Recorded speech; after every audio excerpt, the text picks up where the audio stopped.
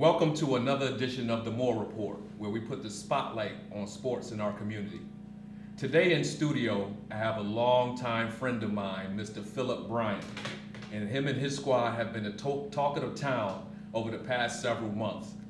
He's the president, and also he coaches one of the teams for the Hartford Hurricanes. Along with him today, we have Mr. Kion Gillespie, who also plays for the Pee Wee team for the Hartford Hurricanes. Before we get started, Phil, and it's one thing that I like to talk about is that, again, I've known you for a long time, and this is why having you on the show is very special to myself. We grew up in a little housing projects over there on Bedford and Garden Street area. We can sit and laugh about it, but again, this is why that connection is probably there now. It's going to always be there. And it's so funny because, just growing up playing sports, it seemed like it started with basketball, transferred over to football at a young age. But again, just to see yourself developing in the way that you have as a young man and then moving on to, again, just embrace the community and do as many things that you have done in the community. And now you obviously, like I said, you moved on to be the president and then coaching the Hartford Hurricanes. So the first question I want to ask you, Phil, is now, what has your experience been? And can you give us a little background of the Hartford Hurricanes? Yeah, it's funny. The Hurricanes started actually back in the Hartford League. What happened was I was driving down the street one day and I was passing Bowes Park, and there was some kids, like 5 kids, playing there. And so previously they were called the Hartford Raiders or something like that. But actually, when I drove by, they had quit on the kids. So the kids was out there saying nobody, wanted to coach us. Right. So basically, in a nutshell, I took over. We jumped into the Hartford League. We won, many titles in the Hartford League. In 2009, I wanted something more for the youth in Hartford. Right. They was playing 5 games a season, practicing for 2 months. To me, I saw other youth around the state being exposed to bigger and better things, but our youth was closed in the Hartford League, so I felt like I wanted to give them an opportunity to get national exposure. Right. And that's why we joined Pop One in 2009, and then from there, we just took off. Right, and now, from my knowledge, I don't know much about the Pop Warner League. I got an opportunity to play. All I knew was I'm playing midget league football growing up. I had an opportunity to play for the Stars back then and the Outlaws. But for me, it was just playing midget league football. Right. Now I hear it's some little league versus Pop Warner and all of this. Can you explain a little bit more about the difference? Pop Warner is the biggest youth football program in the nation. So you have teams in like all 50 states. Okay. The difference with Pop Warner is national. Everybody follow the same rules. So the rules that we ask in Hartford is the same rules they ask in California. Okay. That's very unique. In a nutshell, Pop Warner is the only league that also you have to have a 2.0 grade point average to participate. So if you're failing, we have to, as an organization, I have to help to bring you up to that C average, or else you got to be dropped off the team. Right. So we have scholastic directors and people that work with schools just to make sure that these kids maintain the grade point average, because you can't go in the playoffs or go into Disney World or any of that without having the education right. Right, and I know as a president, obviously you got to cover a wide gamut of things other than just being a specific coach of that particular team. Right. But with that, I know there's a wide age range as well as several teams that play. Can you give us a little breakdown on that? Yeah, we cover ages 5 to 15, and we go from the lowest weight of 35 pounds to no weight limit, unlimited. So it's wide. Last year we had 6 teams. This year we're going to have 9. We're adding an additional 5 and 6-year-old team, an additional 6 and 7, and an unlimited team where there's no weight limit. Because we want to kind of help out the guys that's a little bigger, because they want to participate in football and give them an opportunity to learn before they enter high school. Right. And I think that'll help out the high school sports. Right. Now, with the team that you coached this year, that was the Pee Wee team? Yeah, the Pee Wee team. Now, what was your experience, your personal experience with coaching them? How was that? It's funny. I always coached the 14-year-olds. I never went down. And it wasn't my plan to coach them at all. I actually put 2 different staffs with that team, and it didn't work out. For me personally, though, I think it was a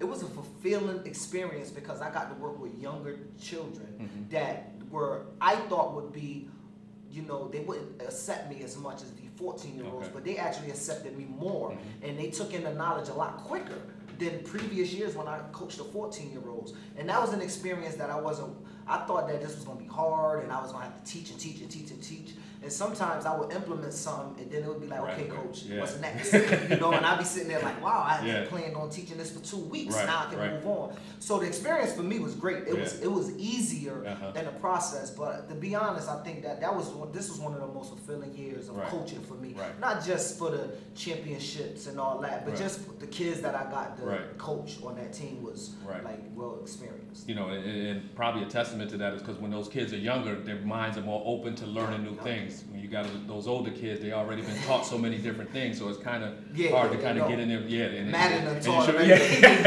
That's right. That's right. And now you have one of your players here today, Mr. Kion Gillespie. Now I got a question for you. Now, first of all, what made you want to play Pop Warner football? What made me want to play Pop Warner football is worldwide, and it's a big exposure for college. Now, what was your experience like this year? It was a big experience. I learned a lot of things from my coaches. I learned a lot of things from being in Disney. When I first went to Disney, I was nervous. I saw a lot of cameras, people. Mickey Mouse. I was nervous. I didn't know what to do. Right. But when I got on the field, I was straight. Now, how many years have you been playing? 7. You've been playing for 7 years already? Yes. Wow. So have you always been with the Hurricanes? No, this is my first year with the Hurricanes. Okay. So where did you actually start off playing? East Hartford Hornets. The East Hartford Hornets? Oh, they have obviously not the high school, so they must have a little pee wee team as well. All right. How were you guys there? Were you better than the Hurricanes? No. Are you just saying that because you're coach here? No. Okay. Hey, again, we talk about the kids and the youth and everything that you've done in the community, myself being down there, and we'll get into that a little more in the next segment. But obviously one of the important things that you mentioned, which, I applaud Pop Warner for, and obviously with you guys, keeping those kids with their education and their grades up. I know yourself as a young man who's gone on, graduated from college, X, Y, and Z, but what do you feel is the importance of, one, that educational piece, but also, we talk about as far as making not only the kids understand that, but the parents, getting them guys involved in it as well. I think it helps early to start this process because anywhere they go forward, high school, college, NFL, you have to have the education tied in with the athletics. Right. One thing that Pop Warner does is it implements that at the age of 7 years old. So even at the age of 7, you have to submit your report card saying, even if you only get a progress report, it needs to say that you're at least average. Right. I think tying that in early not only lets the kids know you have to maintain this. If you maintain it from 7 to 15, it'll become habit. Exactly. But it also let the parents know, and it involves the parents more in youth sports than it did like when we played in the Hartford League. They didn't care what grades we had. They don't even know if we went to school. But now it makes the parents involved because their kid don't want to get dropped from the team. Parents got to get involved. School got to get involved. So now we built a network between the program, the school, and the community. And that's the way I think to keep it going, to make sure that when kids get to high school and college, they'll maintain it. Because there's nothing worse than to see kids go to college, have a Division I scholarship and drop out because their education wasn't up to par. That's sad. And just like you said, habit, it builds habits, and it builds accountability and responsibility from you guys at a young age, because if you guys do want to take off in the future, and make it to that level, your high school going into college, it's going to be detrimental that you guys maintain proper grades in order to stay eligible. We conclude our first segment of the Moore Report. We'll be back to you in a few minutes.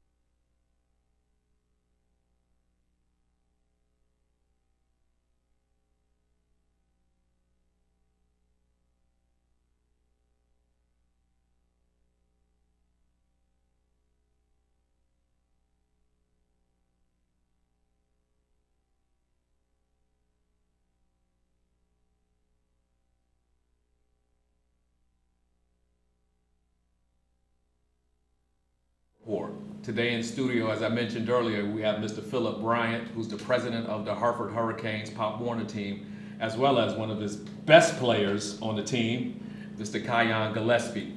Now, we talked about a little bit just about introducing the Hartford Hurricanes to the viewers.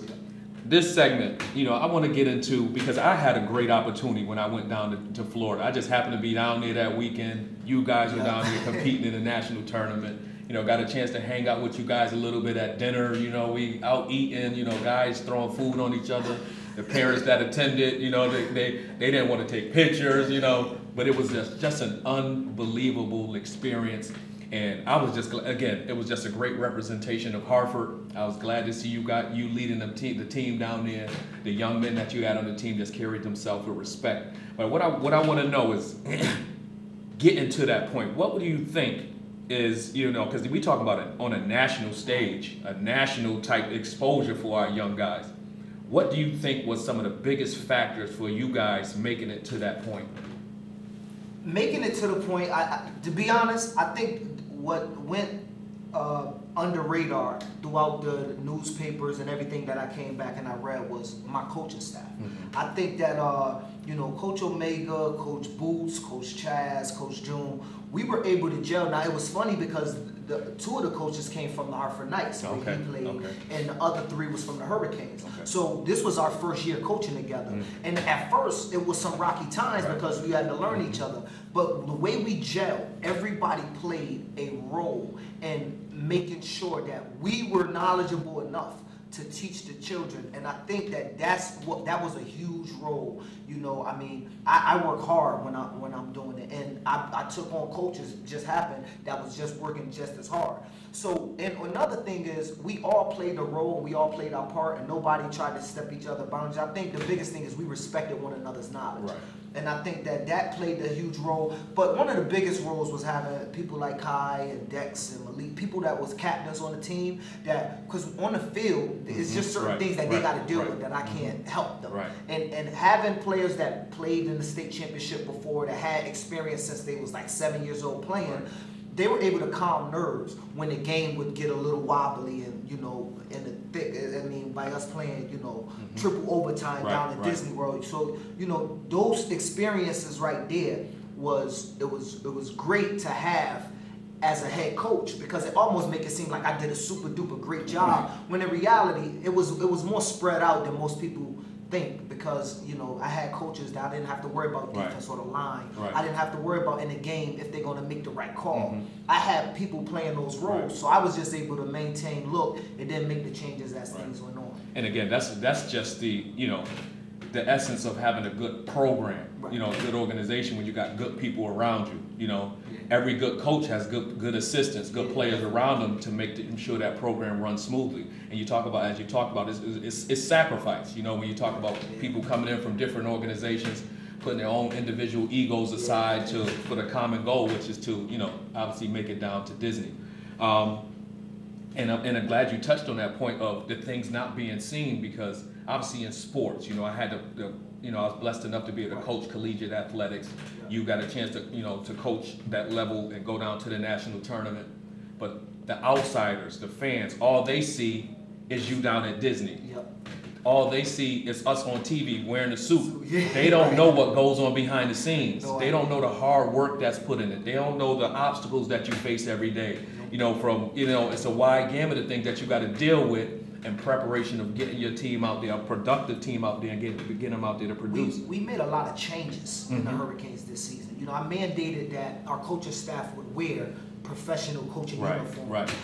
So I think that we professionalized youth sports in Hartford, at least youth football, so that we could play this role, so that when we got down to Disney, we were ready to receive it and represent Hartford the right way. Because if we hadn't took those steps, I think it wouldn't have been as successful. And then handling those things behind the scenes and setting those standards along with the people that you're working with. But with that, as I mentioned, those obstacles that you face, like, do you foresee, and I know you guys have some difficulty with different things, obviously in the city of Hartford, and obviously putting these guys on the national stage, we hope you'll be able to alleviate some of those things this coming year. But do you see some of the same issues arising this year with getting fields and different things that's Actually, come about? we already ran into some issues. We was told already by the city, Dillon fees are again up in the air. Last year, if you remember, we ended up on NBC troubleshooters because they tried to charge us like, crazy amounts of money. And now we don't know where we have a practice field because now they're telling us saying Keeney isn't permanent. My thing is, I've been doing this program since 2009. Nobody gets, since 2002, but nobody gets paid for this. I think the least we should have at our resource is a place for youth to practice and play games. Right. That's all I've ever asked of the city. I very rarely ever go and ask them for money. Right. This was a Disney World run. We asked our city to help like every youth program around the nation, but we never asked them for resources as far as money to go through our season. We handle that, hit the community, parents. So we're running into the same issues. I believe it's going to get worked out though. I mean, we've been meeting. We got a meeting coming up in a couple weeks.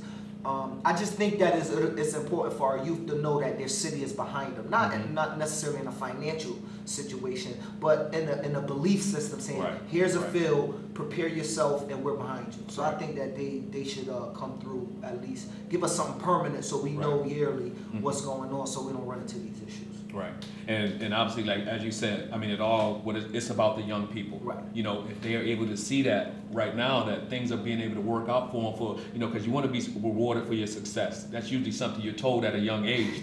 These kids are, going to school, like you said, maintaining certain grade point averages, handling business, being respectful young men in a community. They want to reap something from it. And again, this is not always financial. Right. It's just, hey, some accommodation sometimes. Yeah.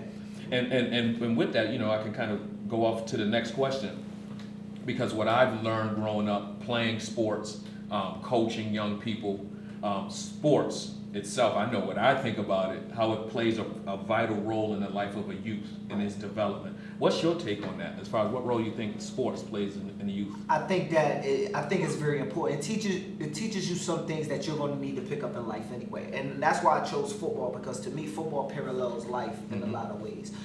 Discipline, dedication, determination, those are three things in football I think you definitely got to have. Another thing I think football does is no one person can change a football game. You can't just be a good running back and run through everybody if you don't have a line that's going to help you block.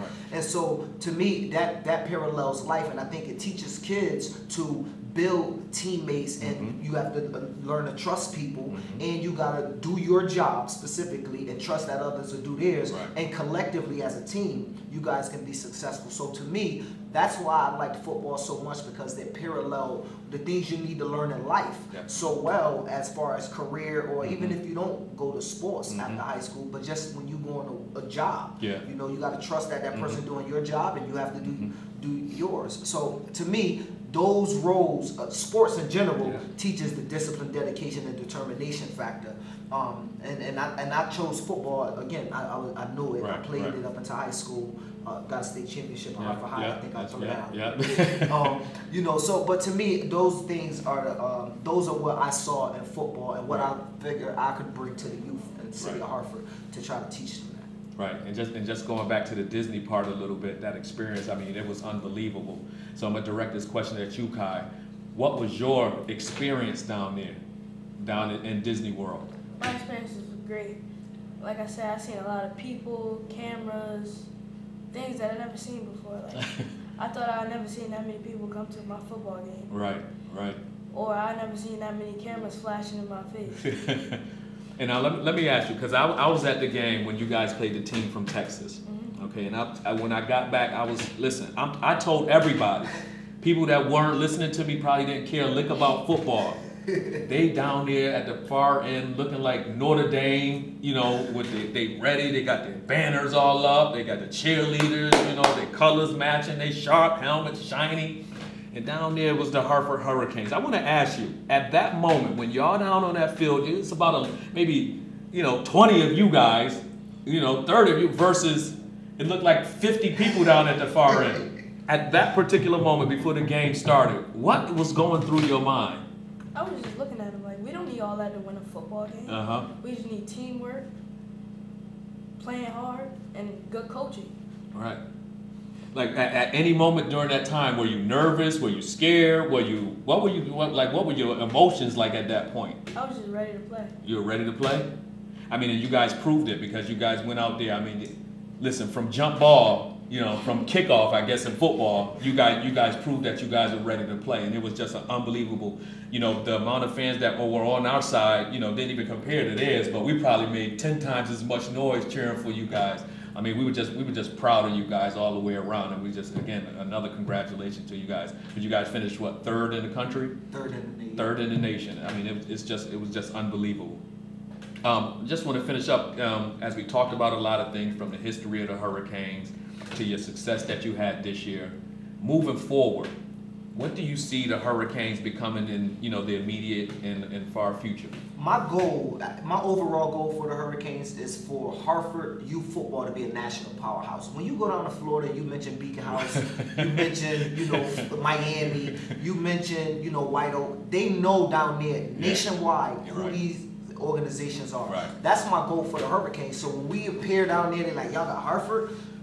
Tough times. Yeah. That's what I want to go through because I think a lot of those teams beat teams before they even play just off the sheer fact this is somebody's first time. You go, you got Beacon House, and somebody go, you got Beacon House? Oh, you're not going to win. Mm-hmm. So now players don't think they're going to win. So my goal is to make Hartford a national powerhouse. Right. And so what I think that we have to do is continue along those steps of professionalizing what we're doing and taking it serious because they take it serious. Right. Just to give you an example how serious they take it, Beacon House beat us, played the national championship and lost. That was a Saturday. That Monday, they started indoor training for the next season. Wow. All the youth and their program. So, that's where we have to get to if we want to be a powerhouse nationwide. So that's my goal. Right. You talk about knocking down those barriers. Obviously, they have the structure in place to once that season's over, they probably got the facilities and different things which is going to allow them to get ready for that next season. And obviously that's something that, as you mentioned, that if we can get that going here in Hartford on any level, to make sure those guys stay focused on their goal, because a lot of these kids, they talk about making it, but being able to see it, hopefully those experiences will make you want it a little more, because it's tough. It's tough.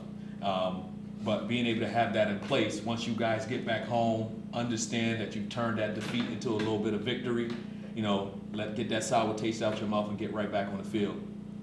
Phil, I appreciate you coming in today, having Kai along with you. But I want you to be able to tell them all of the contact information, anything they need to know as far as the upcoming registration to get you guys set up for next year. Registration is March 28th from 6 to 8 p.m. at Parker Center. You can always register online anytime at www.hartfordhurricanes.org. If you want to reach us by phone, it's 860-501-9899. We'll call you back within 24 hours. It's an automated system that'll pick up your call and you can leave a message and call us anytime. It could be at night. Email is hartfordhurricanes@gmail.com. So, we're always open to talk to people, even if it's just information.